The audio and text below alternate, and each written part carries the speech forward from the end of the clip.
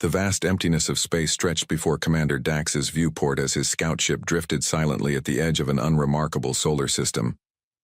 His 4 eyes blinked in sequence, a sign of boredom among the Vorn. This mission was like countless others. Find resources, mark for conquest, move on. The Vorn Confederation had expanded this way for 300 years without serious challenge. "Commander, I've completed the scan of the 3rd planet," said Science Officer Ellis, her gray skin flushing blue with excitement. "It's unusual." Dax turned one eye stalk toward her, the other 3 remaining fixed on different monitors. "Unusual how? Is it not habitable?" "No, it's habitable. Rich in resources, actually. But the dominant species, they call themselves humans, they show odd patterns."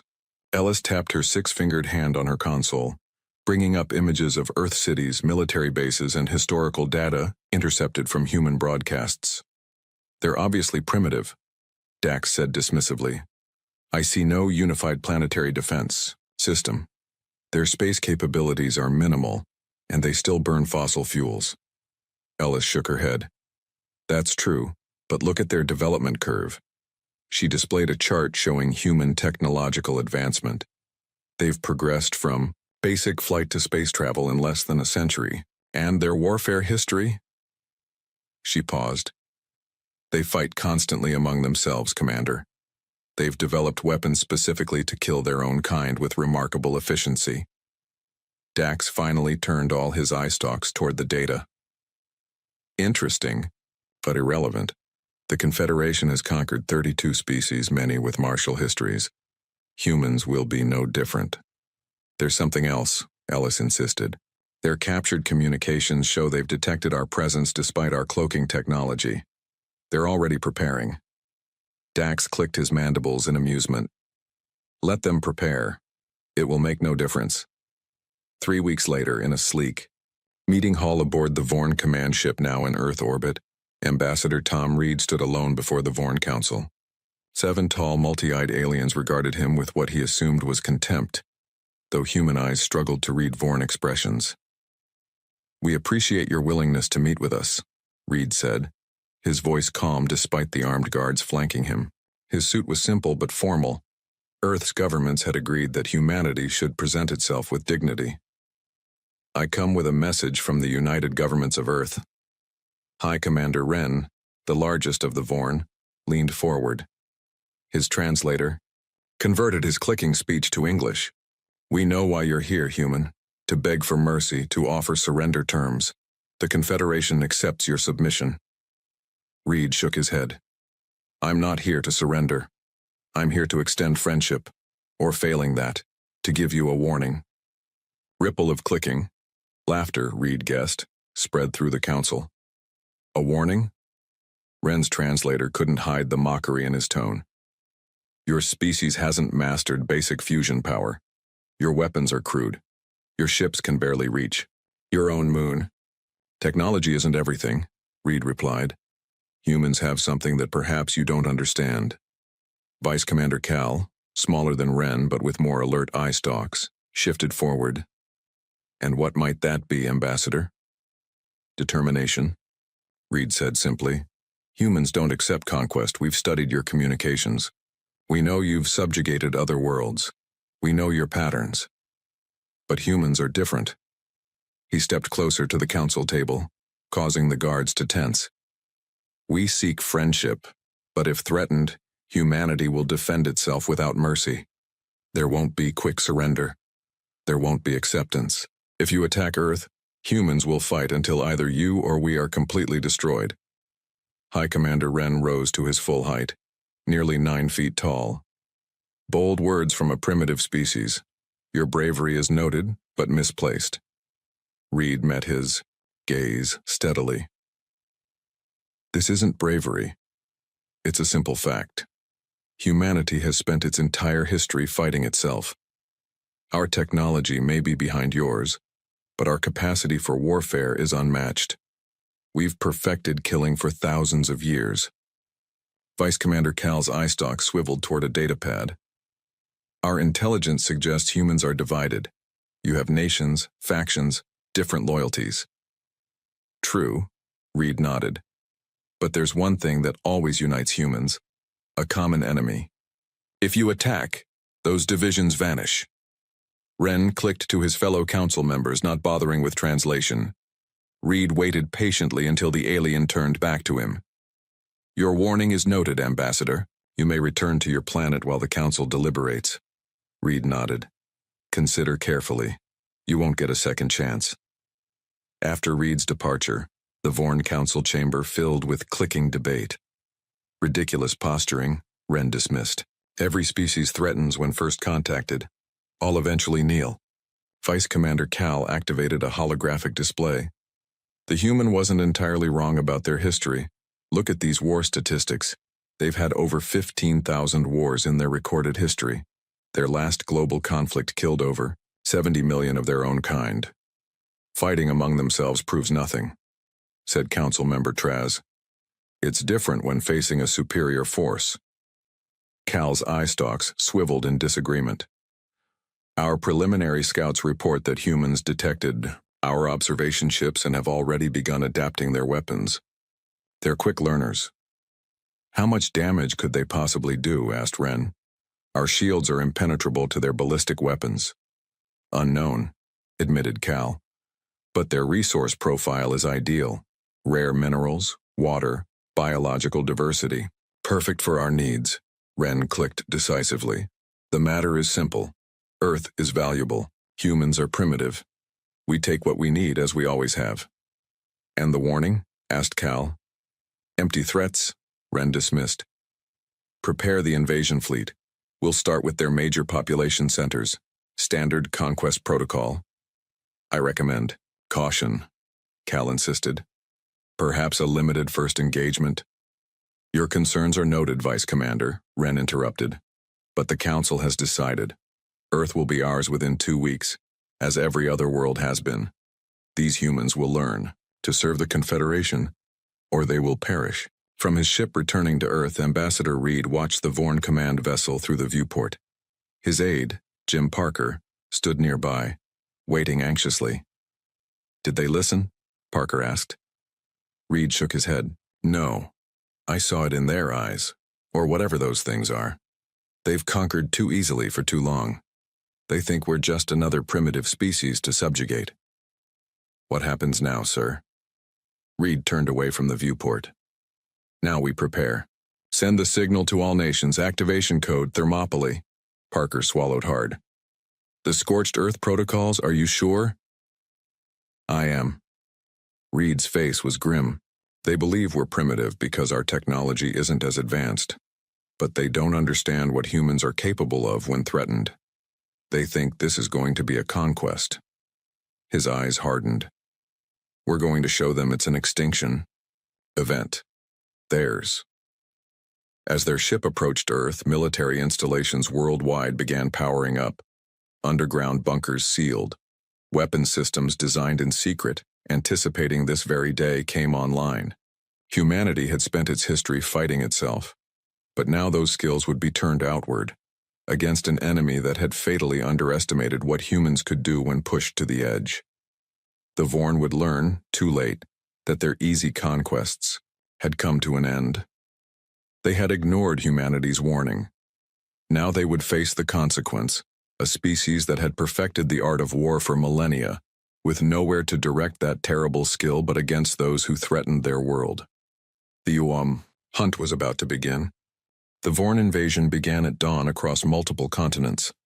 Their ships, sleek, silver discs larger than football stadiums, descended through Earth's atmosphere with a confidence born from dozens of successful conquests. Commander Dax watched from the command ship as the first wave approached North America. Resistance appears minimal, reported his tactical officer.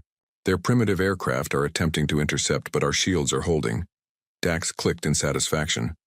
As expected, begin the standard protocol, target their military installations, then government centers. On his view screen, Vorn, weapons fire rained down on human cities. Blinding blue beams carved through buildings and defense installations. The first strikes hit Washington, Beijing, Moscow, and other capitals simultaneously. Smoke billowed into the morning sky as emergency sirens wailed. "Sir," said Communications Officer Zev, "we're picking up unusual signal patterns. The humans are coordinating globally, using frequencies we didn't detect in our initial scans." Dax dismissed this with a wave. "Irrelevant. No primitive communication system can help them now." In an underground bunker beneath the Rocky Mountains, General Kate Miller watched the attack unfold on multiple screens. The room buzzed with controlled urgency as military officers from 20 nations coordinated Earth's response. "Status report," Miller demanded, her face calm despite the crisis. Colonel Jack Wilson, head of tactical analysis, pointed to a global map showing red dots where Vorn ships attacked. "They're following a predictable pattern, General. Taking out what they think are our command centers first. Good thing we evacuated those 3 days ago," Miller said with grim satisfaction. "Are the decoys working?" Wilson nodded. "The enemy is wasting firepower on empty buildings and dummy installations. Meanwhile, our real defense systems remain hidden." Miller turned to a scientist in a rumpled lab coat. "Dr. Taylor, what have you learned about their technology?" Dr. Alan Taylor tapped his tablet, bringing up scans of the alien ships. "Their shields block our conventional weapons, but we've identified a potential weakness. They operate on a frequency that might be vulnerable to our experimental EMP devices and their ground troops. Still analyzing, but preliminary data suggests they struggle in our gravity and atmosphere. They're stronger than us, but slower, and they rely heavily on their tech advantage." Miller nodded.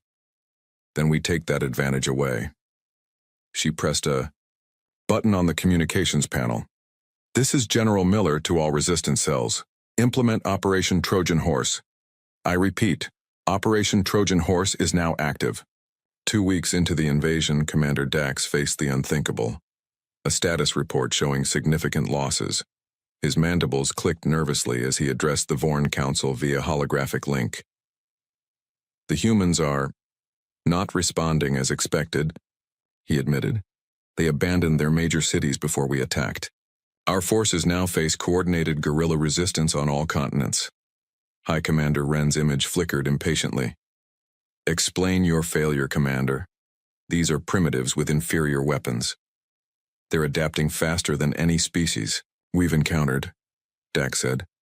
"They've already modified their weapons to partially penetrate our shields, and they're studying our technology, learning from each captured piece of equipment." Vice Commander Cal leaned forward in the hologram. "Casualties?" Dax hesitated. "We've lost 23 ships and over 900 ground troops." Silence fell over the council. No previous conquest had cost more than 5 ships. "How is this possible?" demanded Wren. "The humans fight differently," Dax struggled to explain. "They don't follow conventional warfare doctrines. They use misdirection, traps, suicide tactics. They sacrifice themselves willingly to take down even a single Vorn soldier." Cal's eye stalks shifted uneasily. "The ambassador warned us." "They're still primitives," Wren insisted. "Send in the second wave, double the force, break their will." As the transmission ended, Dax turned to his tactical display. A new alert flashed. Humans had breached another landing zone, capturing Vorn technology and disappearing before reinforcements arrived. Captain Ben Foster wiped sweat from his brow as his team secured the alien craft.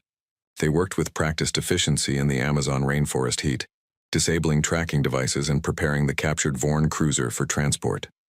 20 minutes, people," Foster called out. "Then their friends come looking." Lieutenant Maria Lopez approached with a tablet. "Sir, the tech team has extracted their navigation systems intact. This is the prize we've been looking for." Foster nodded.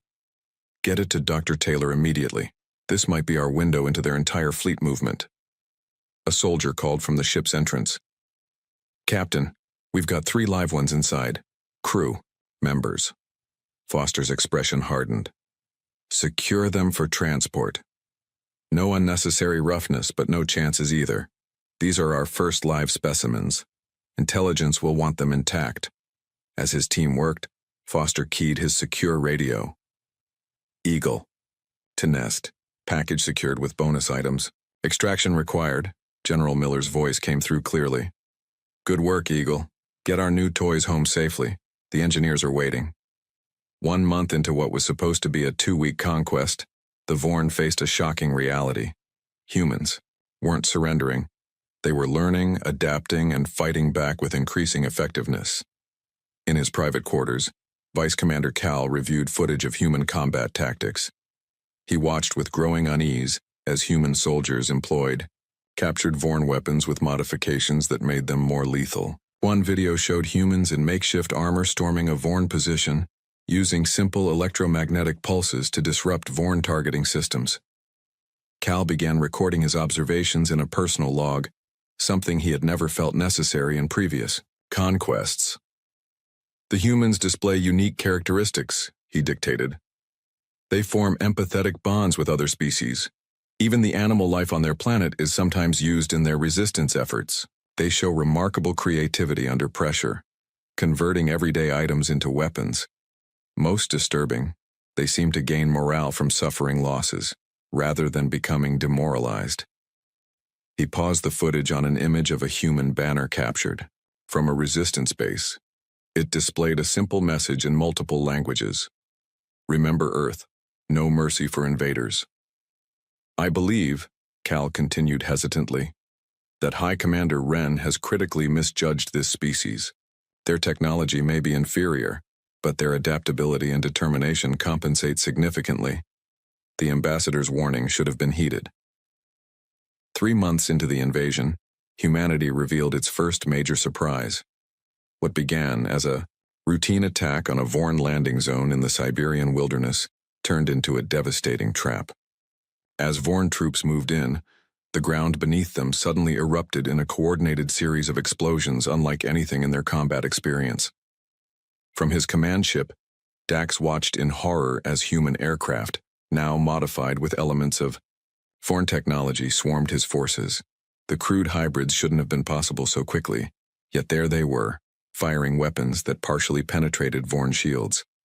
All units retreat, Dax ordered, his voice losing its usual calm. Defensive. Formation Delta. His communications officer turned all 4 eye stalks toward him. Sir, we're receiving thousands of small transmissions from the surface directed at our ships. What transmissions? Block them. We can't, sir. They're... The officer never finished his sentence. Throughout the Vorn fleet, navigation systems suddenly failed.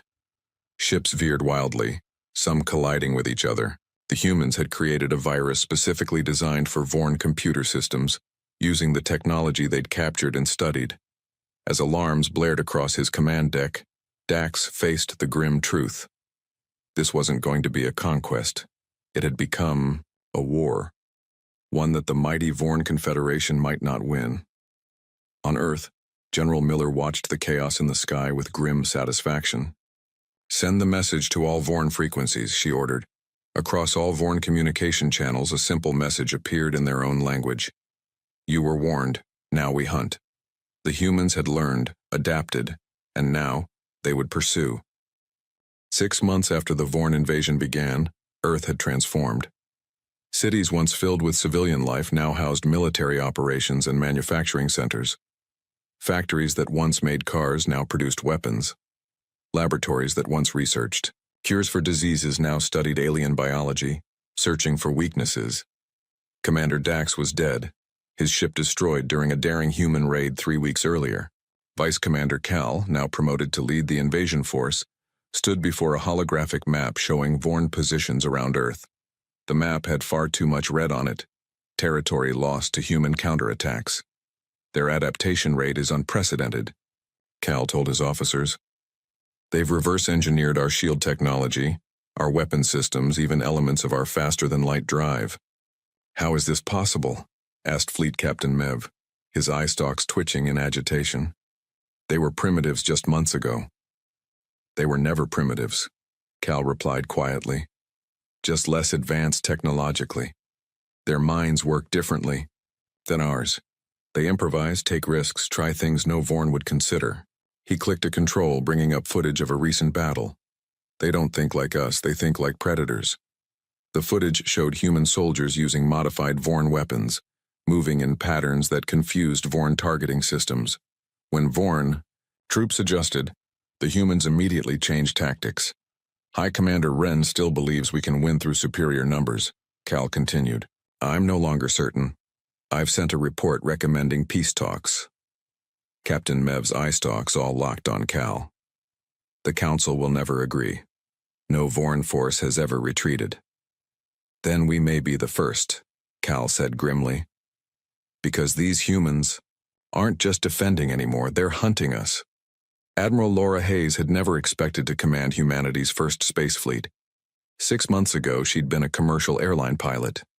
Now she stood on the bridge of the Vengeance, a ship cobbled together from human and Vorn technology. Through the viewscreen, she watched as her fleet of 12 ships moved into position above Earth. Status of Vorn forces? She asked her tactical officer. 32 ships in high orbit, Admiral, reported Commander Dan West. They're maintaining defensive positions. Hayes nodded. And our new weapons? The phase disruptors are online. They've never been tested in actual combat, but the simulations are promising. Hayes studied the display showing the much larger Vorn fleet. The aliens still had superior numbers and technology, but they'd grown cautious after months of surprising defeats. They no longer attacked aggressively, preferring to hold position and launch occasional strikes. They don't understand what's happening, Hayes said softly. They think this is still a war for territory. West looked at her questioningly. Isn't it? Hayes shook her head. Not anymore. General Miller's orders were clear. This isn't about defending Earth now. It's about making sure no one ever attacks us again. She straightened her uniform. All ships, battle formation Delta, target the Vorn command vessel. Let's show them our new teeth. Colonel Mike Reese led his hunting party through the ruins of what had once been downtown Sydney. His team moved silently, each soldier equipped with adaptive camouflage reverse-engineered from captured Vorn technology. Their weapons, hybrid creations combining human ingenuity with alien tech, were designed specifically to penetrate Vorn armor. Movement ahead, whispered Sergeant Tim Barnes, checking a scanner that detected Vorn life signs. Small patrol, maybe 5 of them. Reese nodded and signaled his team to spread out. They had been tracking this Vorn group for 3 days, deliberately herding them into this ambush point. His team didn't just kill Vorn, they studied them, learned from each encounter, and shared that knowledge with other hunting parties worldwide. Remember, Reese said quietly, we need one alive for intelligence, the rest are expendable. His soldiers moved into position with practiced efficiency. 6 months of constant combat had turned them into something new, not just soldiers, but specialized hunters with intimate knowledge of their prey. The Vorn patrol entered the trap zone, moving cautiously but still following predictable patterns. Reese waited until they were fully committed, then gave the signal. The ambush was swift and brutal. 4 Vorn fell immediately to precisely targeted shots that exploited gaps in their armor that only human hunters had identified. The 5th Vorn, clearly an officer, found himself suddenly alone, surrounded by humans who seemed to appear from nowhere, as their adaptive camouflage deactivated. Secure the prisoner, Reese ordered, and leave our calling card for their recovery team. Sergeant Barnes nodded and placed a small holographic projector among the dead Vorn. When their reinforcements arrived, they would find a message in their own language. We warned you. We hunt. You die. In her underground command center, General Miller reviewed reports from around the world. Hunting parties like Reese's were systematically eliminating Vorn ground forces. In space, Admiral Hayes' fleet had achieved its first major victory, destroying 10 Vorn ships while losing only 3. The tide is turning, said Dr. Taylor, now her chief of alien technology research. Their reinforcements have stopped arriving. I think they're reconsidering this invasion. Too late for reconsideration, Miller replied coldly. Dr. Lee, show me the progress on Project Payback. Dr. Anna Lee, a quiet woman who had been a quantum physicist before the invasion, brought up schematics on the main screen. The prototype faster-than-light drive is operational, General. Based on Vorn technology but significantly modified. It's ready for installation in our new vessels. Miller studied the designs with grim satisfaction. And the weapon systems? The hunter-killer drones are in final testing. They're designed to target Vorn biology specifically. They'll ignore other life forms. and they can self-replicate using available materials. Miller nodded. Good. The Security Council has approved the next phase. We're taking this fight to them. She turned to the assembled military and scientific leaders. For 6 months, we've been fighting for survival. Now we fight for the future. The Vorn and anyone else watching need to learn that attacking Earth is a death sentence. Vice Commander Cal received the report with all 4 eye stalks lowered in disbelief. 10 ships lost in a single engagement against crude human vessels that shouldn't have been capable of space combat at all.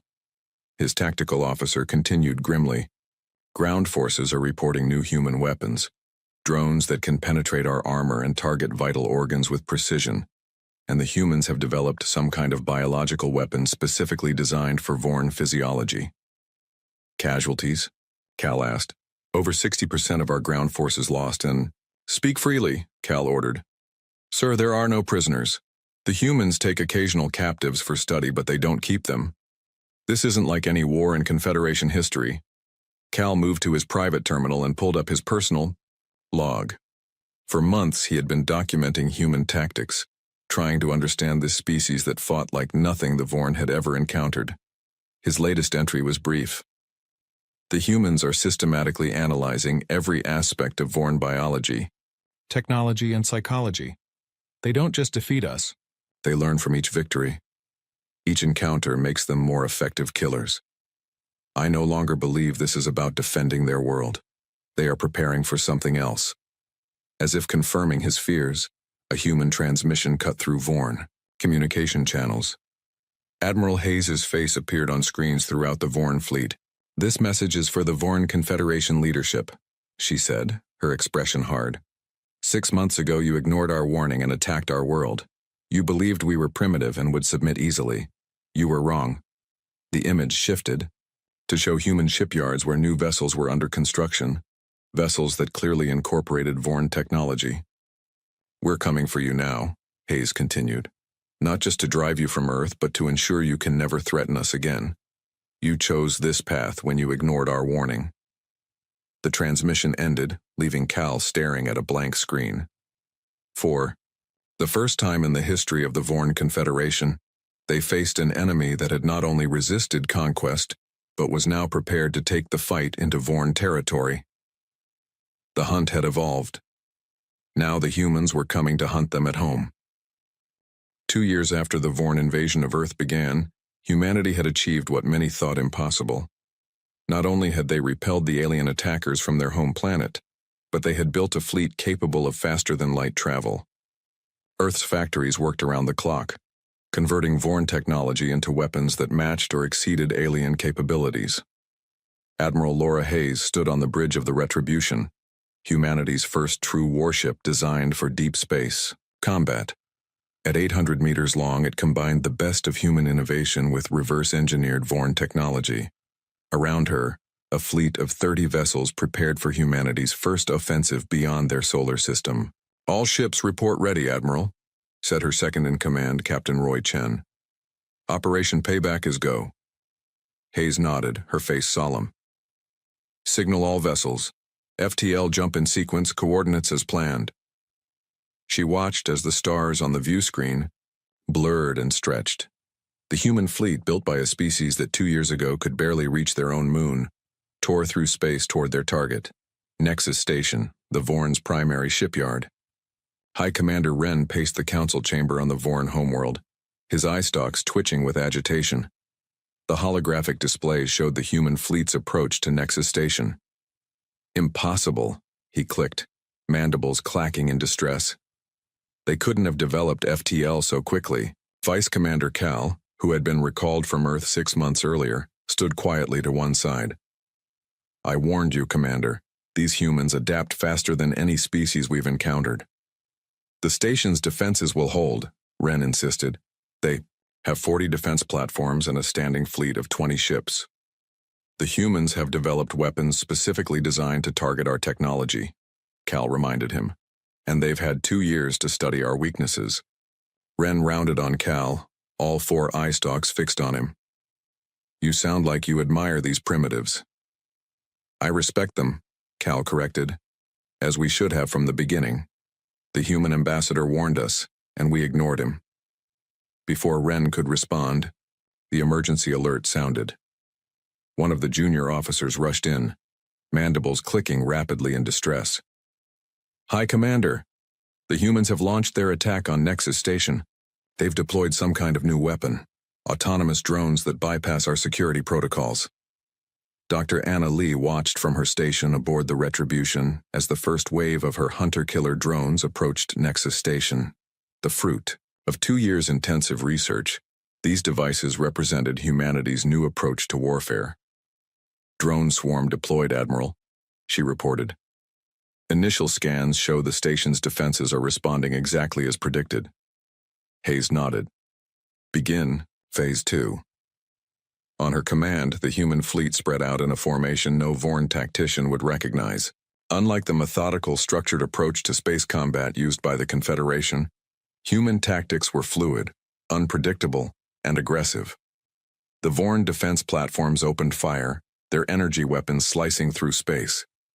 But the human ships moved in patterns designed to confuse Vorn targeting systems, while their shields, improved versions of captured Vorn technology, absorbed hits that would have destroyed Earth vessels 2 years ago. "The drones have penetrated the station's outer defenses," Lee announced, watching her display as thousands of tiny dots swarmed through Nexus Station. "They're beginning to replicate using station materials." Hayes allowed herself a small smile.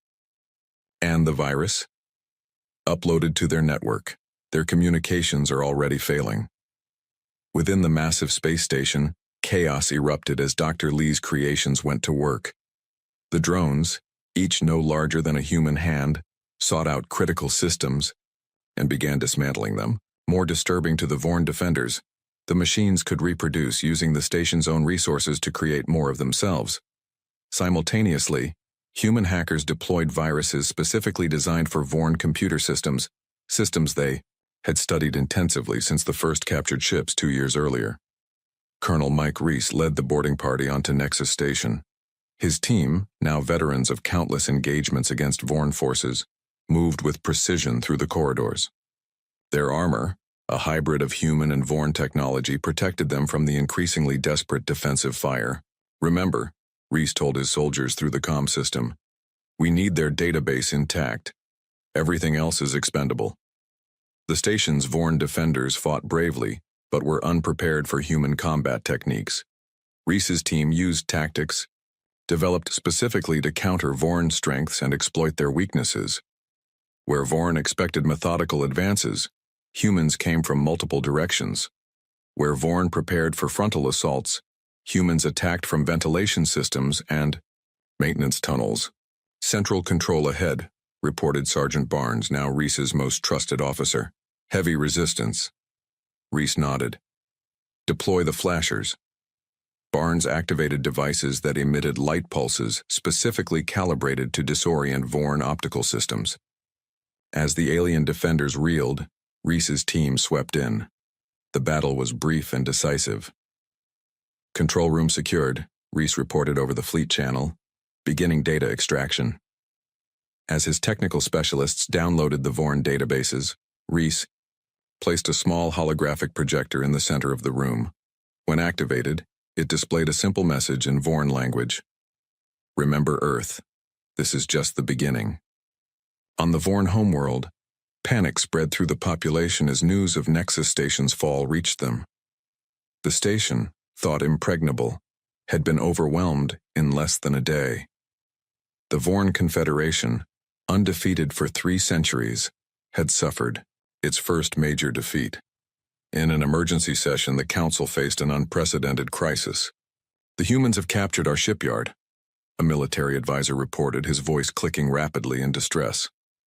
"They're downloading our technical databases, stealing our ship designs, weapons specifications, everything." High Commander Wren's eye stalks drooped in humiliation.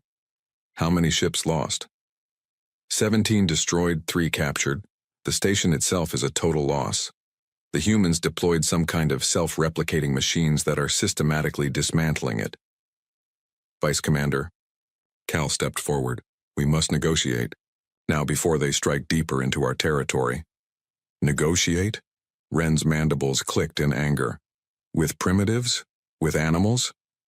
Cal's eye stalks rose in challenge. They are not primitives. They are not animals. They are something we have, never encountered before, a species that turns its entire civilization toward warfare when threatened. He activated a holographic display showing the human fleet. Look at what they've accomplished in just 2 years. From barely reaching their moon to building ships that can defeat our best defenses. One victory doesn't win a war, Ren insisted. This wasn't about winning, Cal said quietly. This was a message. They could have destroyed the station immediately. Instead, they boarded it, studied it, and left us a warning. He played the Yao, recording from Reese's holographic projector. Remember Earth. This is just the beginning. The council chamber fell silent as the implications sank in. The humans weren't fighting for territory or resources. They were fighting to ensure their security by any means necessary. I've studied their history, Cal continued. When humans feel threatened, they don't stop at defense. They eliminate threats completely. They're coming for us next, not to conquer, but to make certain we can never threaten them again. As if confirming his words, reports began coming in, of human ships appearing near Vorn colonies, not attacking, just watching, studying, planning. The hunt had come to Vorn space, and humanity was just getting started. 4 years after the Vorn invasion of Earth began, the conflict had transformed beyond anything either side could have imagined. The once mighty Vorn Confederation, which had conquered 32 species without serious resistance, now struggled for survival against a humanity that had mastered space travel and warfare with terrifying speed. Vice Commander Cal, now the effective leader of the Vorn forces after High Commander Ren's removal from power, stood before the viewport in the capital city on the Vorn homeworld. The sight that greeted him would have been unthinkable 4 years ago. A human fleet? In orbit around the Vorn homeworld itself. 40 ships, each more advanced than anything the Vorn now possessed, held position in a formation that deliberately mirrored the one the Vorn had used when they first arrived at Earth. The symbolism wasn't lost on Cal. A junior officer approached, mandibles clicking nervously. Sir, the human delegation requests your presence at the landing site. Their president has arrived. Cal's eye stalks swiveled in acknowledgement. Prepare the reception hall and ensure all defensive systems remain powered down. We will not provoke them. As he moved to leave, Cal glanced at the datapad that rarely left his side. For 4 years, he had meticulously studied human history, particularly how they treated defeated enemies. The records showed a bewildering mix of possibilities, from brutal retribution to unexpected mercy. Which face would humanity show the Vorn today? President Tom Reed, the former ambassador who had delivered Earth's ignored warning 4 years earlier, stood at the front of the shuttle as it descended toward the Vorn capital. Beside him, General Kate Miller and Admiral Laura Hayes watched, the alien landscape grow larger in the viewports. It's strange, Reed said quietly. When I first met them, I was alone in their ship, surrounded by their guards. Now they welcome us to their homeworld with their fleets destroyed and their colonies under our control. Not destroyed, Hayes corrected. Contained, as per your orders. Reed nodded. Yes, destruction is easy. What comes next is harder. Miller studied the Vorn city through tactical glasses. They've complied with all demands so far. Defense systems are offline. No hidden weapons detected. They know they're beaten. But do they understand why? Reed wondered. That's what matters today. The shuttle landed in the central plaza of the Vorn capital, a place where no alien had ever set foot before. As the doors opened, Reed led the human delegation onto Vorn soil. 20 soldiers in advanced combat armor flanked them, weapons ready, but not raised. Waiting for them was Vice Commander Cal, surrounded by what remained of the Vorn Council. The once proud leaders stood with eye stalks lowered in the Vorn gesture of submission. President Reed, Cal greeted, his translator converting his clicks into English. The Vorn Confederation welcomes you and recognizes your victory. Reed nodded. Commander Cal, We meet again under very different circumstances. Yes, Cal agreed. I now understand the warning you gave us 4 years ago.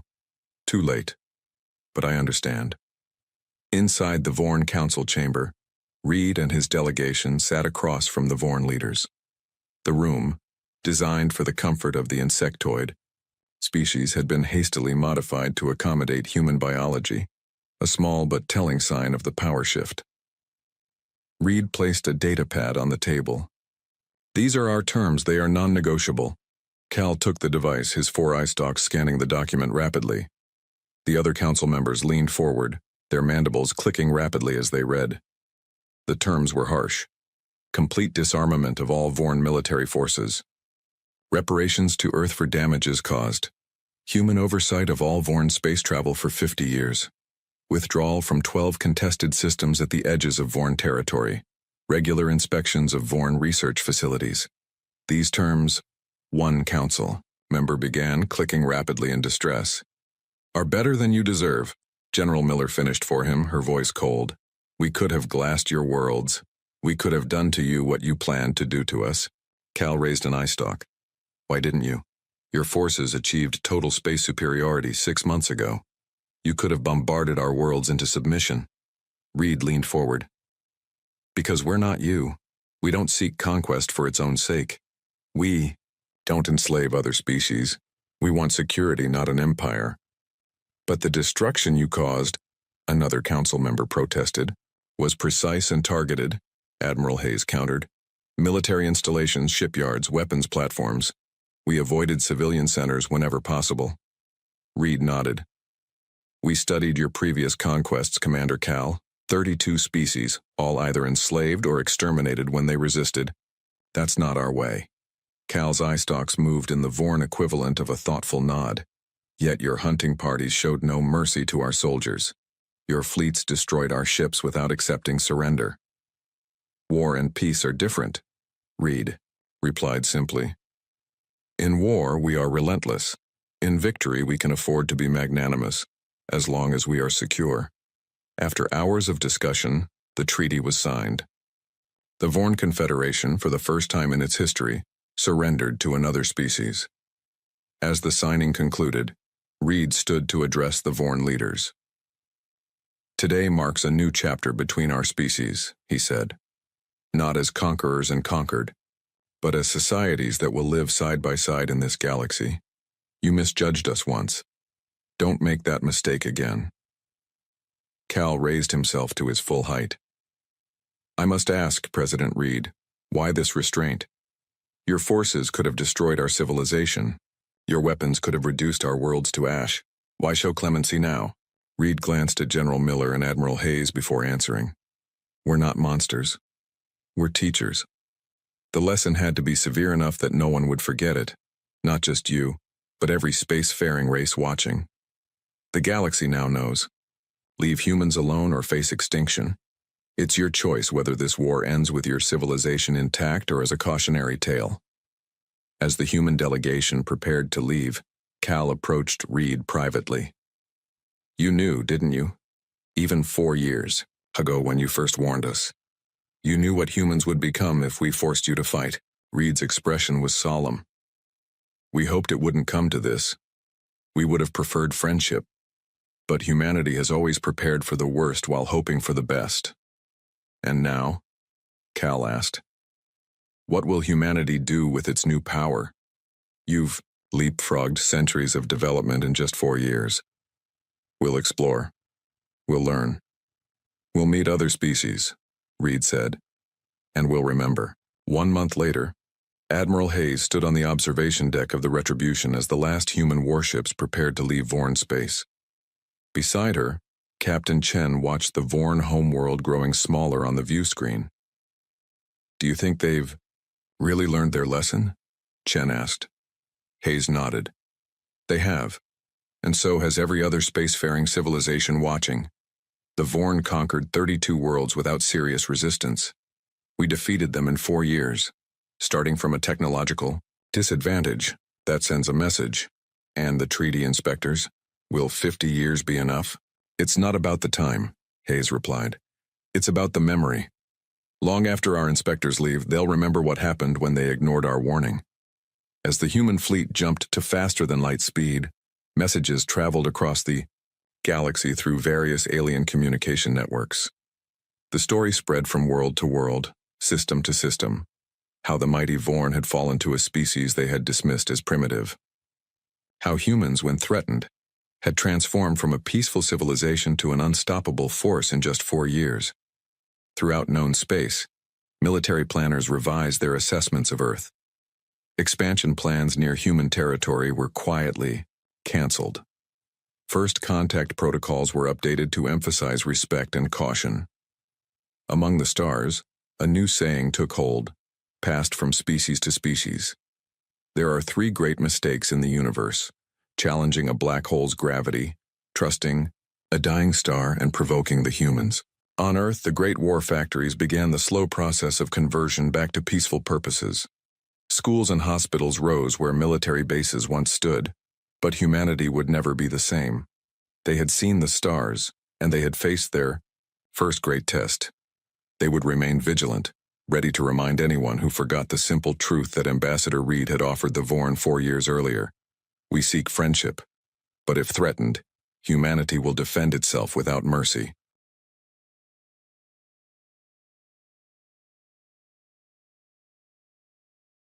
Captain Jack Reed could not look away from the blinking red light on his command screen. For 3 days straight, the same signal had been coming in from deep space. The light blinked in a pattern that all space travelers knew meant one thing: someone needed help. "Status report," Reed called out, his voice firm but tired. He had not slept well since they first picked up the signal. Lieutenant Tom Wilson looked up from his station. His fingers moved quickly over the touch controls as he pulled up the latest data. "The signal is still coming from the same spot, sir. It's right at the edge of what we think is Vex space." Reed nodded, rubbing his chin. The Vex, a name that made many humans nervous. In 200 years of space travel, humans had spread to dozens of star systems, but they had never made direct contact with the Vex. All they knew came from distant observations and a few brief sensor readings of Vex ships that quickly vanished when approached. "And we're sure it's not one of ours?" Reed asked, though he already knew the answer. "No, sir, not human," Tom replied. "But it follows the universal distress code. Someone out there wants to be found." The bridge of the Thunderbolt was quiet, except for the soft beeps of machines and the low hum of the ship's engines. The Thunderbolt was the newest and most powerful ship in Earth's fleet. Long and sleek, with weapons that could tear through almost any known material, it had earned the nickname the dangerous ship among those who served on it. It was built to fight, but also to explore. Reed had always hoped it would be used more for the latter. Anna Miller, the ship's science officer, spoke up from her station. "Captain, I've been studying the signal pattern.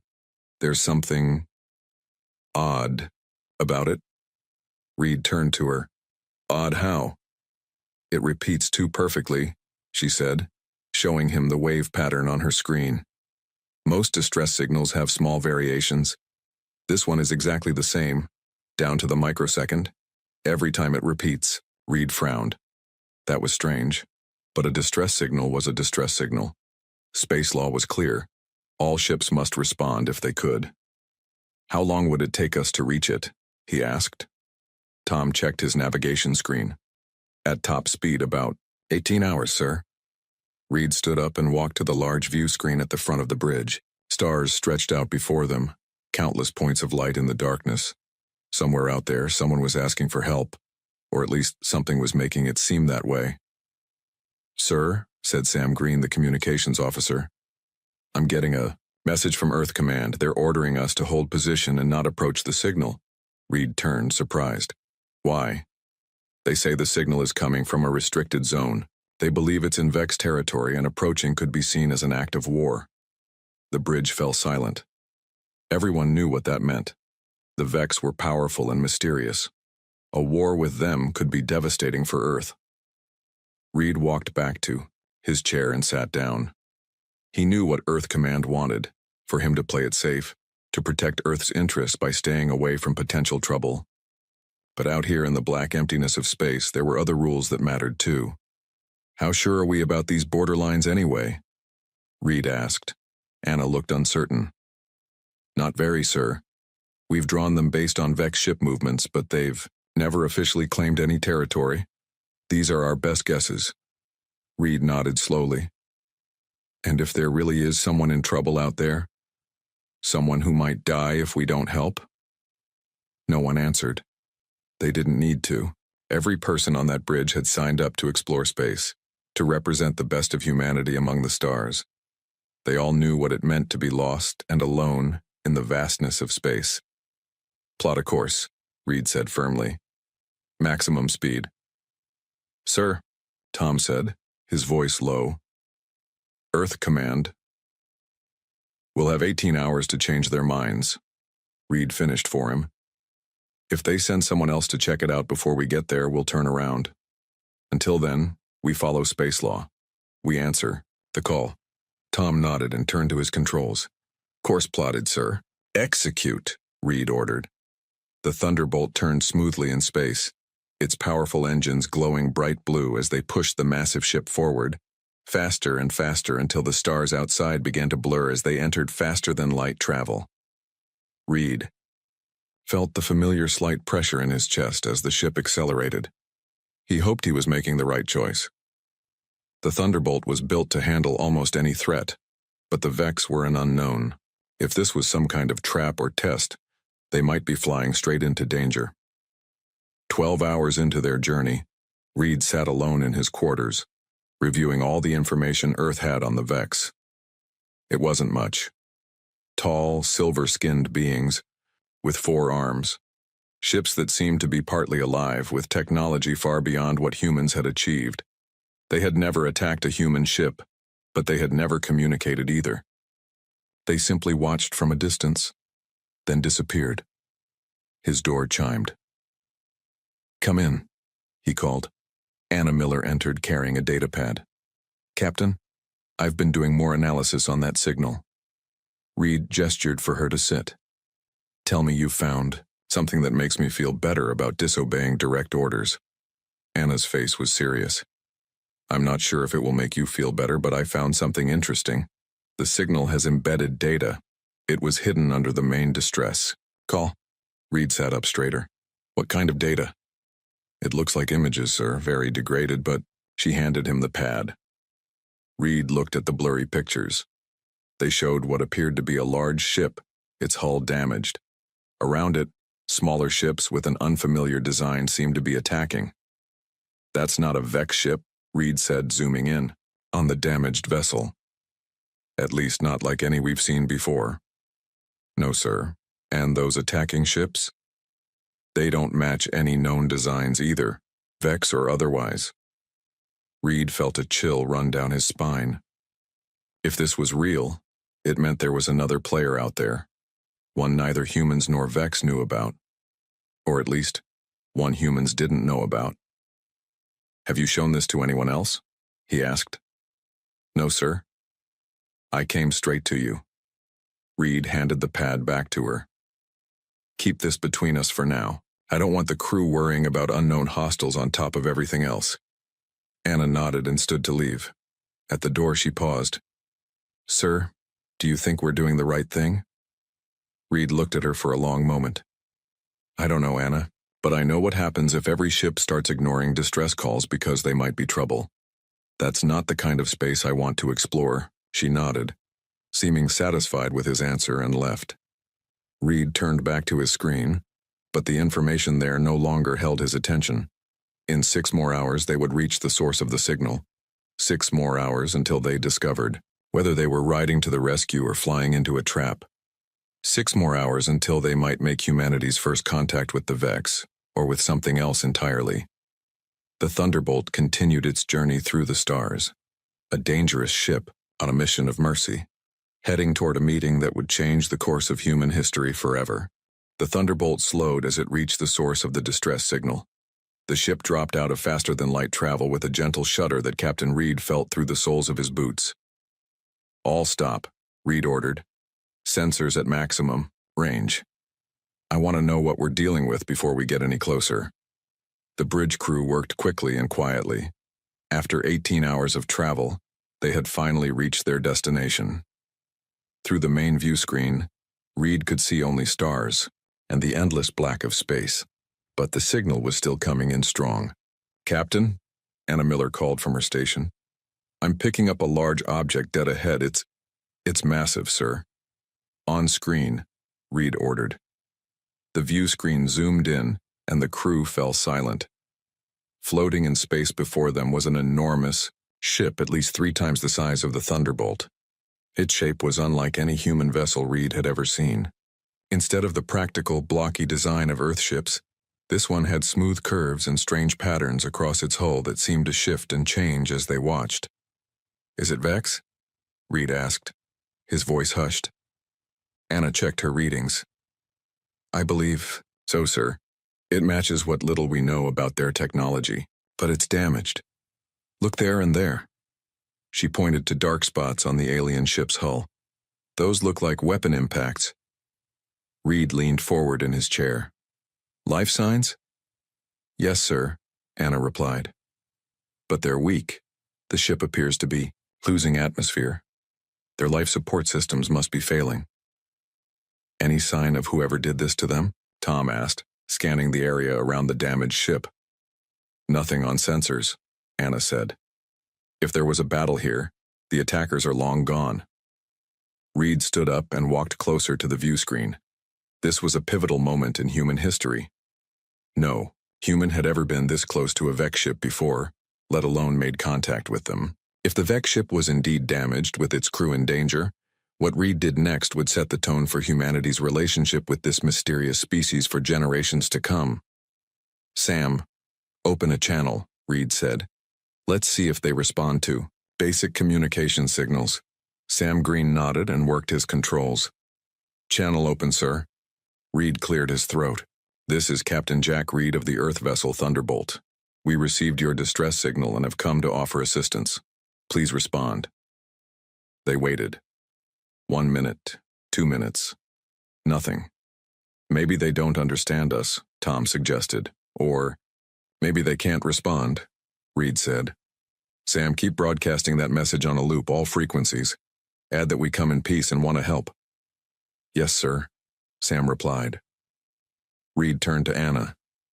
"How long do you think they have before their life support fails completely?" Anna looked grim. "Hard to say without knowing more about their systems. But based on the rate they're losing atmosphere, hours, maybe less." Reed made his decision. "We're going to have to board them. Tom, prepare a team. Full environmental suits. We don't know what kind of atmosphere they breathe. Minimal weapons. I want to make it clear we're there to help, not fight." "Yes, sir," Tom said, standing. "Who's on the team?" "You, me, Anna for science, and Dr. James for medical," Reed said. "And 2 security officers. That's it. I want most of our crew here, on the Thunderbolt in case something goes wrong." As Tom left to prepare the team, Reed's command pad beeped with an incoming message. It was from Earth Command. He read it quickly, his face darkening. "Something wrong, sir?" Sam asked. "Earth Command has figured out where we are," Reed said. "They're ordering us to return immediately and not make contact with the Vex ship. Are we going to obey that order?" Sam asked quietly. Reed looked at the damaged ship on the screen. "There are lives at stake. We can deal with Earth Command later." He stood up. "You have the bridge, Sam. If we're not back in 3 hours, or if you detect any new ships entering the area, get the Thunderbolt out of here. That's an order." "Understood, sir," Sam said, looking worried but determined. An hour later, Reed led his small team through the airlock that connected their ship to the alien vessel. The docking had been tricky. The Vex ship had no standard docking ports like human ships. They had to use a flexible seal system that the Thunderbolt carried for emergency rescues. "Helmet sealed. Weapons on stun only," Reed reminded them as the airlock cycled. "Remember, we're guests here. Follow my lead." The inner door of the airlock opened, revealing a dim corridor lit by a soft blue light that seemed to come from the walls themselves. The air was thin but breathable according to their suit sensors. The gravity was slightly less than Earth normal, making each step feel light and bouncy. "This technology is incredible," Anna whispered, scanning the walls with her device. "The material seems partly organic. It's almost like the ship is alive." They moved deeper into the Vex ship, following a trail of emergency lights that blinked along the floor. The corridors curved in unexpected ways, with no sharp corners or straight lines. Everything flowed smoothly from one space to another. After walking for several minutes, they reached a large circular room. In the center stood a group of figures watching them silently. Reed's breath caught in his throat. The Vex. They were tall, at least 7 feet, with slim bodies and silvery skin that reflected the blue light. Each had 4 arms and large dark eyes that had no visible pupils. They wore no clothes that Reed could recognize, but parts of their bodies were covered in what looked like living metal that shifted and moved as they breathed. One Vex stepped forward. Its movements were graceful, almost like it was floating rather than walking. It stopped a few feet from Reed and tilted its head, studying him. "We understand standard communication protocols," it said. The voice seemed to come not from its mouth, but from somewhere deeper inside its chest. The words were clear, but had a musical quality that human voices lacked. Reed swallowed his surprise and removed his helmet slowly, showing his face as a sign of trust. "I am Captain Jack Reed of the Earth vessel Thunderbolt. We received your distress signal." The Vex's expression didn't change. Its face seemed incapable of showing emotion in ways humans could understand. "I am Navigator Len of the Exploration. Vessel Starlight," it said. "We did not send a distress signal." Reed felt a chill run down his spine. He exchanged a quick glance with Tom, who had moved his hand closer to his weapon. "We picked up a signal coming from this location," Reed said, carefully. "It's been broadcasting for 3 days now. Our communication systems were damaged in the attack," Len said. "We lost control of many ship functions." The Vex paused, looking at each human in turn. "The ones who attacked us must have activated the signal." "Who attacked you?" Reed asked. "We do not know," Len replied. "They came without warning. Their ships had technology we have not seen before. They disabled our engines and weapons, then fled when our automated defense systems activated."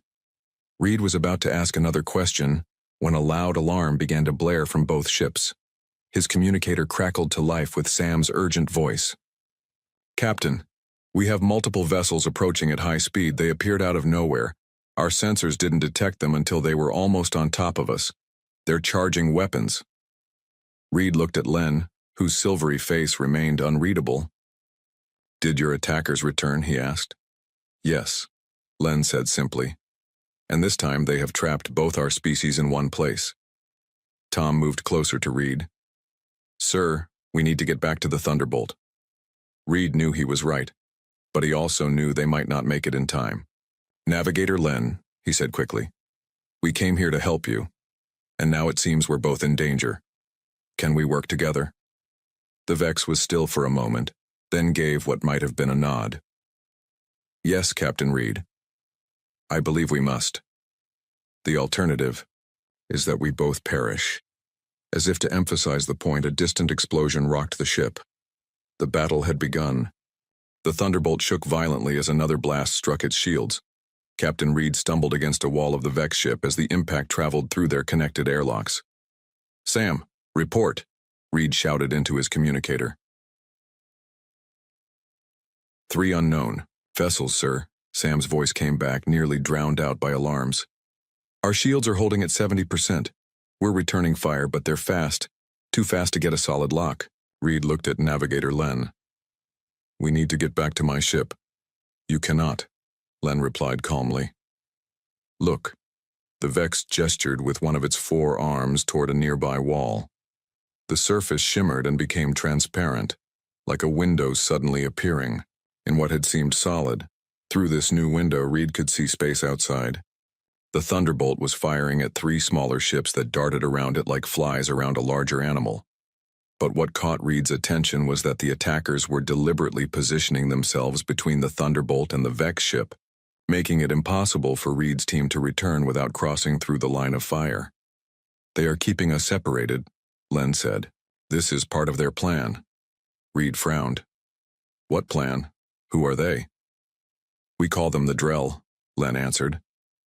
We have encountered them before, but never this close to our territory.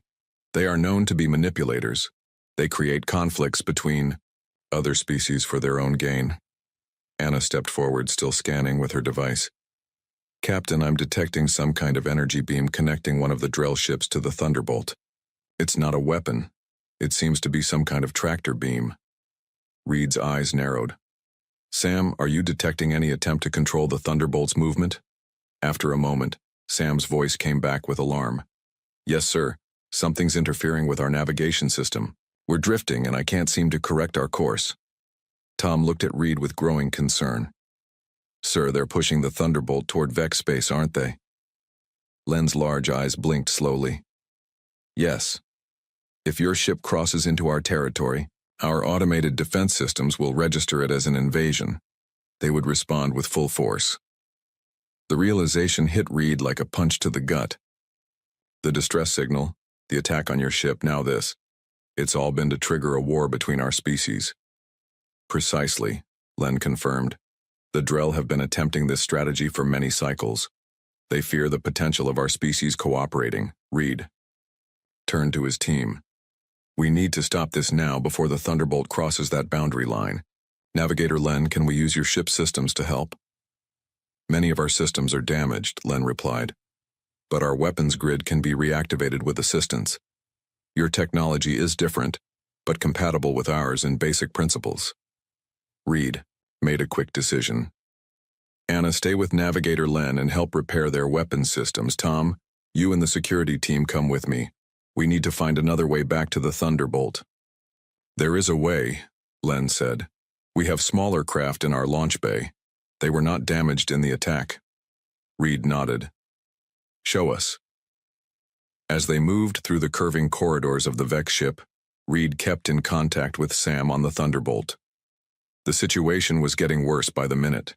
The Drell ships were herding the Thunderbolt closer to Vex territory, while keeping up a pattern of attacks that forced Sam to focus on defense rather than correcting their course. How much time do we have before the Thunderbolt crosses the boundary? Reed asked Len. At the current rate of drift, approximately 20 of your minutes, the Vex navigator replied. Reed picked up his pace. Then we have 19 minutes to stop this. In the Vex launch bay, Reed stared at what they called smaller craft. The vessel was unlike any shuttle he had ever seen. Instead of metal and machinery, it looked almost like a giant seed pod with smooth organic lines and the same shifting patterns he had seen throughout the Vex ship. Can you operate this? Reed asked Len. I am a navigator, Len replied, which Reed took as a yes. Then let's go. Anna, stay here and work on those weapons. If you can get them online, target the Drell ships only, not the Thunderbolt. Anna nodded, already deep in conversation with two Vex engineers who had joined them. Despite the language barrier, the universal language of technology seemed to be helping them communicate. Reed, Tom, and one security officer climbed into the Vex shuttle after Len. The interior was strange but functional, with seats that seemed to grow out of the floor and wrap around them securely once they sat down. This craft has stealth capabilities, Len explained as the shuttle powered up with a soft hum. We may be able to approach undetected. The launch bay doors opened, revealing the battle outside. The Thunderbolt was still fighting, its weapons flashing as it tried to hit the nimble Drell ships. But Reed could see that his ship was indeed being pushed steadily toward an invisible line in space, the boundary to Vex territory. Len piloted the shuttle with graceful movements of all four arms, touching different parts of what seemed to be a living control panel. The shuttle slipped out of the bay and immediately seemed to vanish from normal sight. Reed could still see out, but a glance at the shuttle's exterior showed that it had taken on the appearance of the space around it. Like a chameleon. Impressive, Tom whispered. They moved quickly toward the Thunderbolt, weaving through the battle. Reed was amazed at Len's piloting skills. The Vex navigator anticipated every move the Drell ships made, keeping them safely out of the line of Fire. As they approached the Thunderbolt, Reed contacted Sam again. We're coming in on a Vex shuttle. Don't fire on us. Open Docking Bay 3. Docking Bay 3? Sir, I don't see any shuttle approaching. Sam replied, confused. You won't. Trust me, Reed said. The shuttle slipped into the Thunderbolt's docking bay just as the doors finished opening. As soon as they touched down, Reed was out of his seat and running. Tom, get Len to the bridge. I'm heading to engineering. Reed sprinted through the corridors of his ship, passing crew members who looked surprised to see him back. The ship shook again from another impact and the lights flickered briefly. In engineering, Reed found his chief engineer, Bill Parker, frantically working at his station. Bill, we need to break free of a tractor beam that's controlling our navigation, Reed said quickly. Bill looked up, startled. Captain, we've been trying, but nothing works. It's like nothing I've ever seen before. It's Drell technology, Reed explained. We need to think outside normal solutions. A new voice spoke from the doorway. Perhaps I can help. It was Len with Tom right behind him. Bill's eyes widened at the sight of the tall, four-armed alien, but to his credit, he recovered quickly. What do you suggest? The Drell tractor technology operates on a resonance frequency, Len explained. If we can create a counter-frequency and pulse your engines at precisely the right moment, we may break free. Reed nodded. Do it. Bill and Len began working together, the human and Vex finding common ground in the universal principles of physics. Reed watched with a mix of hope and amazement as they quickly developed a plan. Ready, sir, Bill said after a few tense minutes. But this will drain our engines completely for about 30 seconds after we break free. We'll be dead in space. That's a risk we'll have to take, Reed said. Execute. The ship's engines roared to life, then pulsed in a pattern that seemed to make the very air vibrate. For a moment, nothing happened. Then with a violent jerk, the Thunderbolt broke free of the invisible grip that had been pulling it. We're clear, Bill shouted. At that same moment, Anna's voice came over the comm. Captain, Vex weapons are back online. They're targeting the Drell ships now. Reed felt a surge of hope, but it was short-lived as alarms began blaring again. Sir, Sam called from the bridge, we've got incoming. A lot of incoming. Long range. Sensors are picking up multiple ships approaching fast from Vex space. Len's expression changed subtly. The first real emotion Reed had seen from the alien. The automated defense fleet, Len said. They have detected the battle and are coming to investigate. Reed realized they had won the immediate fight only to face a potentially bigger problem. How do we convince them we're not the enemy?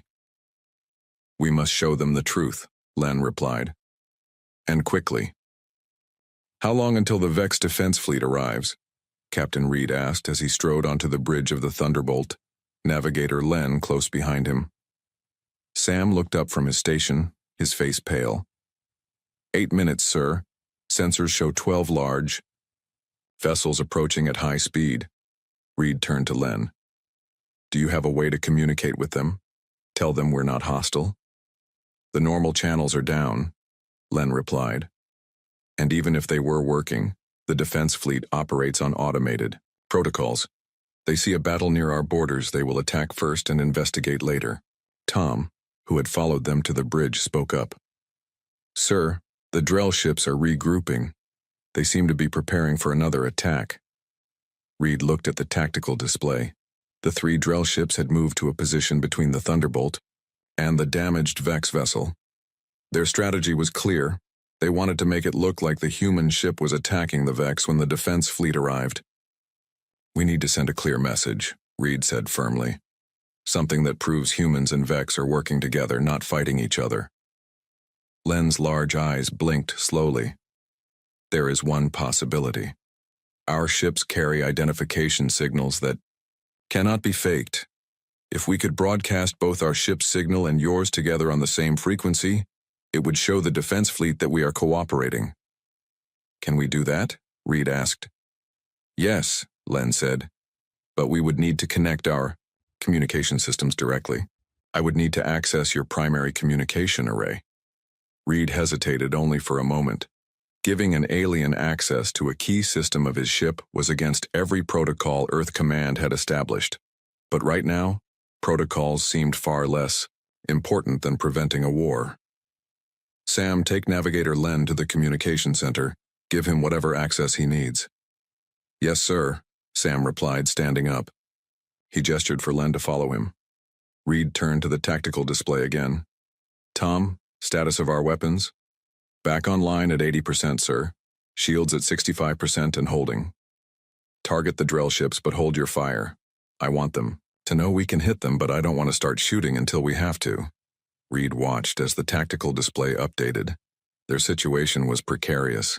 The Thunderbolt was positioned between the damaged Vex ship and the approaching defense fleet. The Drell ships were maneuvering to make it look like the humans were the aggressors. Sir, called Bill from engineering over the comm, we've got another problem. The Drell did something to our engines when they had us in that tractor beam. We're leaking plasma from the main drive. Reed clenched his jaw. How bad is it? Bad enough, Bill replied. We've got maybe 20 minutes of full power left before we have to shut down for repairs. This mission had gone from bad to worse to potentially catastrophic. Reed had disobeyed direct orders, made first contact with an alien species, and now found himself on the verge of starting a war. And yet, despite everything, he felt he had made the right choice in coming here. Sir, Tom called out suddenly. The Drell are transmitting something. The main view screen flickered, and Reed found himself looking at an alien unlike anything he had ever seen. The Drell commander appeared insectoid, with a hard exoskeleton, compound eyes that reflected light in rainbow patterns, and clicking mandibles where a mouth should be. When it spoke, the words came through the Thunderbolt's translation system, in a flat mechanical voice. Captain Reed, the Drell said, how disappointing to see you cooperating with the Vex. We had such hopes for humans, so predictable in your fear of the unknown, so quick to attack what you don't understand. Reed stood tall, facing the alien on the screen. You misjudged us. We're not the shoot-first species you hoped we would be. The Drell's mandibles clicked rapidly, perhaps its version of laughter. A temporary alliance of convenience. Do you really believe you can trust the Vex? They have watched your kind for centuries, cataloging your weaknesses, planning for the day they would need to eliminate you as a threat. Reed felt a chill at these words, but he pushed aside his doubt. If that's true, then why are they helping us now? Why haven't they attacked us already? Because they are patient, the Drell replied. More patient than we anticipated, but it matters not. The seeds of distrust have been planted. Even if you avoid war today, how long before your species finds another reason to destroy each other? We can wait. The transmission cut off abruptly as the Thunderbolt rocked from a new attack. The Drell ships had opened fire again. Return fire, Reed ordered. Target their weapon systems only. Try to disable, not destroy. The battle resumed with new intensity. The Thunderbolt's weapons blazed against the smaller but faster Drell ships. On the tactical display, Reed could see the Vex ship was firing too, its strange energy weapons lancing out in perfect coordination with the Thunderbolt's attacks. Sir, Sam's voice came over the comm. Navigator Len has connected our systems. We're ready to broadcast the joint identification signal. Do it now, Reed ordered. The defense fleet will be in range any second. At that moment, the tactical display lit up with new contacts. The Vex defense fleet had arrived, 12 massive warships that made the Thunderbolt look small by comparison. They moved with mechanical precision, forming a half-circle that blocked any escape. Are they receiving our signal? Reed asked urgently. Signal is broadcasting, Sam confirmed, but they're not responding yet. The bridge fell silent as everyone watched the tactical display. The Vex defense ships had stopped advancing but had not powered down their weapons. They were evaluating the situation. Reed held his breath.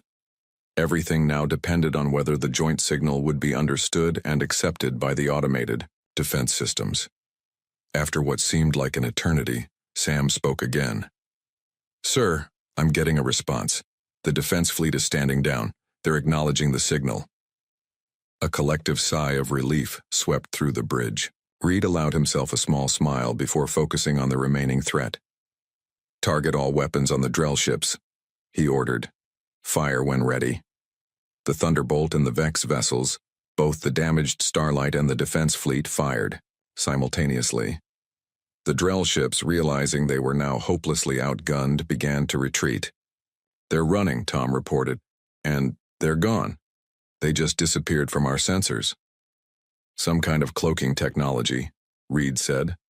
"We've seen that before." Len returned to the bridge, accompanied by Sam. The Vex navigator moved with the same calm grace as always, but Reed thought he detected a new feeling in those large alien eyes. "Respect. Your quick thinking has prevented a war today, Captain Reed," Len said. "The defense fleet has accepted our signal and recognized your ship as an ally." Reed nodded. "We work together. That's what saved us both." He paused, then added, "But this is just the beginning, isn't it? The Drell will try again." "Yes," Len agreed. "They have been attempting to trigger conflicts between spacefaring species for many generations. They will not stop because of one failure."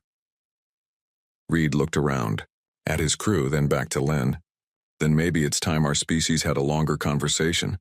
Not just about the Drell, but about everything. We've been neighbors in space for too long without properly meeting." "I agree," Len said. "My leaders will want to speak with you. And I suspect yours will want to speak with me, despite your disobeying their orders to come here." Reed smiled wryly. "I'm probably facing a court-martial when we get home, but I'd say it was worth it." As the adrenaline of battle faded, Reed felt the weight of what had just happened. Humanity had made first contact with not one but two alien species in a single day. One had tried to manipulate them into war. The other had started as a potential enemy and ended as an ally.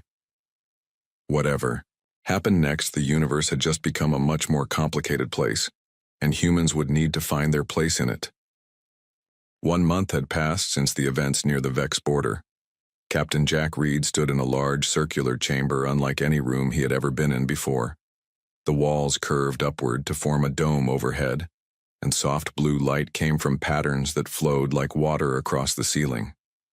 This was the High Council chamber on the Vex homeworld, a place no human had ever set foot in until today. Reed wore his formal uniform, freshly pressed for this historic occasion.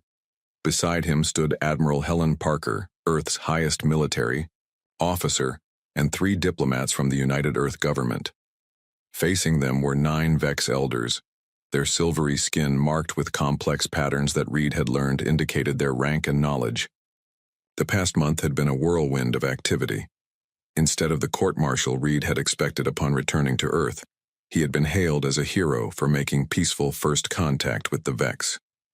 Earth Command had quickly changed their tune when they realized the potential benefits of an alliance with such an advanced species. The leader of the Vex Council, whose name translated roughly to Wise River, rose from his seat. He was taller than the other Vex, with skin that had a faint blue tint. "Captain Reed," Wise River said, his voice carrying the same musical quality that all Vex voices had, "we have reviewed your account of the events that took place aboard the Starlight. Navigator Len has confirmed your story. We are grateful for your assistance." Reed nodded respectfully. He had learned that the Vex did not express emotions the way humans did, but their gratitude was genuine.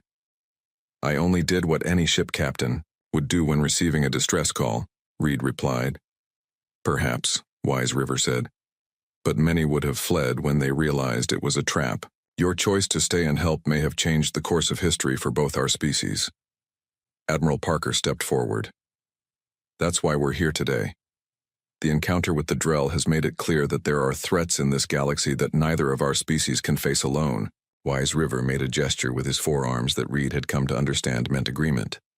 "Yes, the Drell have long been a concern for us. They are not powerful enough to challenge us directly, so they use deception to turn other species against each other."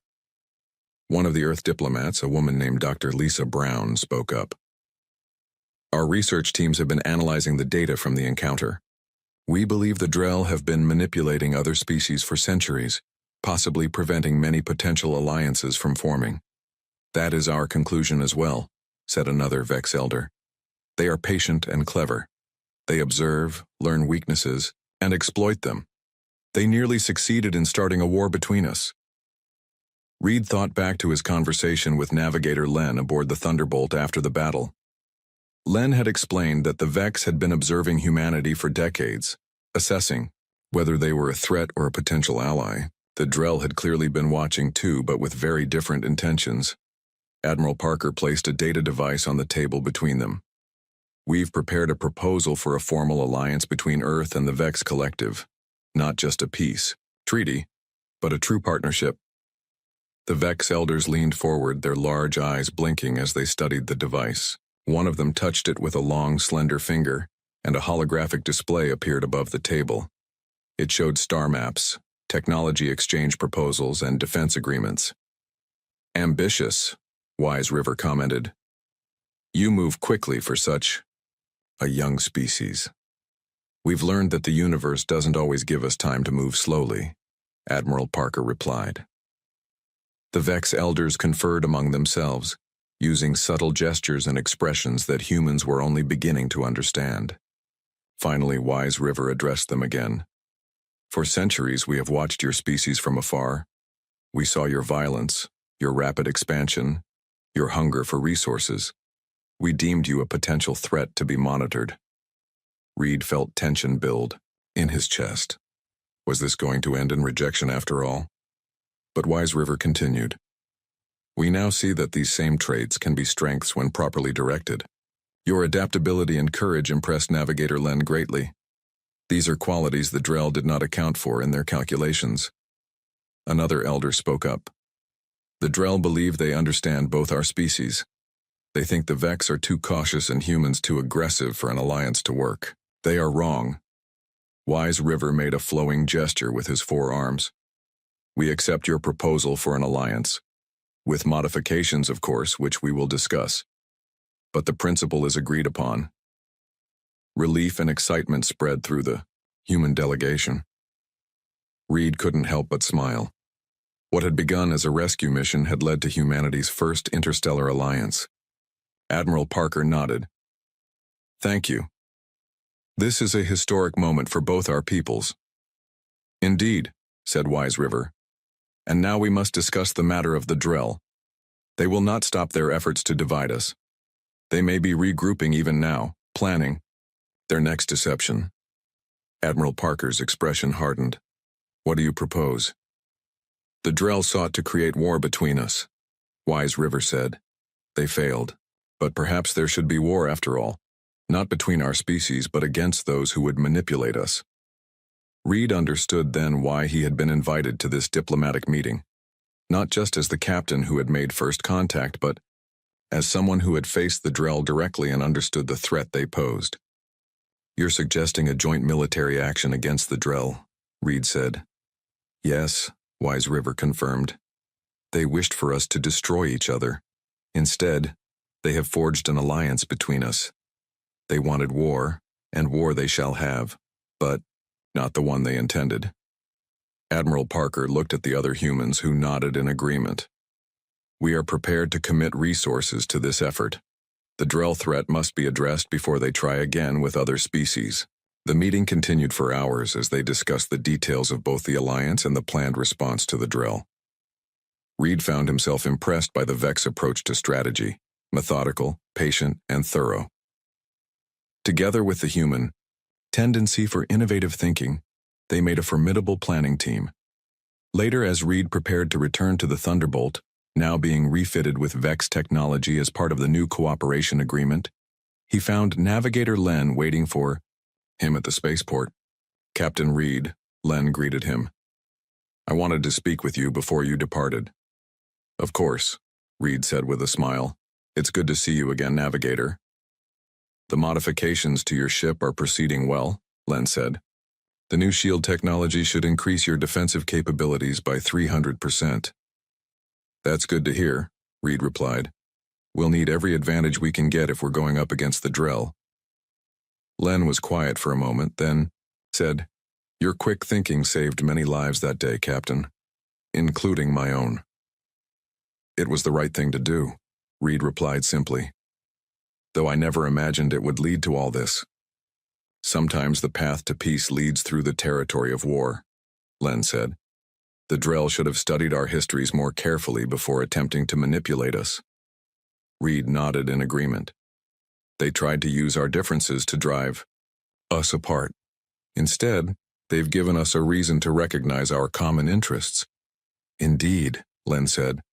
I have been assigned as liaison to the Thunderbolt for the joint mission. It seems we will be working together again. Reed smiled. I look forward to it, Navigator. I think we make a good team. As Reed boarded his shuttle to return to the, Thunderbolt, he reflected on the irony of it all.